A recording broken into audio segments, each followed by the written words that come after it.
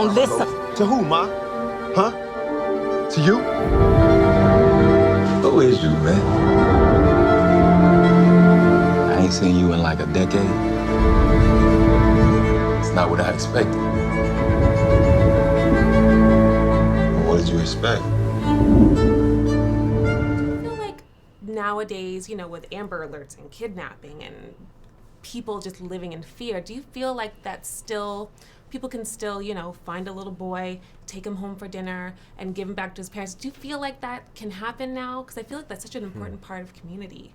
But I think it probably depends on the community you live in. Like, there's still certain areas, probably where Janelle grew up, especially like in the South and Midwest, that still feel a little bit like towns, and folks know each other and look out for each other. But I think when you have a more urban big city experience, that maybe that is not the case. And I think just in general, people's approach to parenting as well is a lot more cautious than and precious than what it was many years back. yes. Yeah, I would say, I think there are good people out here. I think that no matter what the media and the news tries to portray, all the negativity that we see, all the bad things back to back to back to back to back, and you have politicians who are playing off the fear of us, saying, terrorists are here. If you look like that, you're a terrorist. Build up a wall.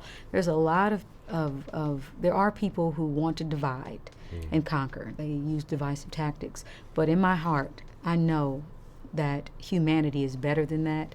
And I think that if we get off the internet and we stop looking on the media for how we These same images how we want to judge the world to be, if we go out and really start talking to one another, start listening, knocking on doors. I think that's what it was. The internet wasn't there. It wasn't so much media being pushed in our faces saying these groups of people are predators, and if you look like this, if they look like this, watch out for them.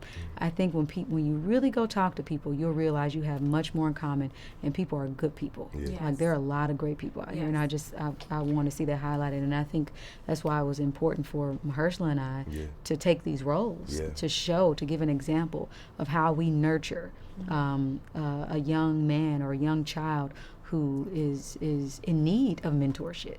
It's important that we do that. Because something that feels, for so many people that have responded, we've heard a lot, wow, this is so surprising to see these characters.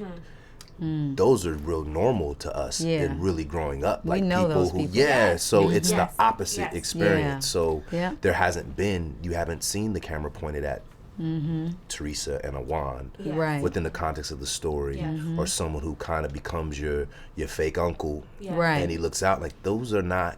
They're in our lives. Those are in our lives. And so this movie also focuses on life's big moments or even little moments and how they can affect your life forever, and you don't realize it until way down the line that moment was a really pivotal part. Now, do you guys have like a moment like that, good or bad, that either someone helped you or came in, but that moment where you're like, that is when things changed? Do you guys have memories like that? Oh, several. Me too. Several of those moments. I mean, when I was reading, the script, I was crying.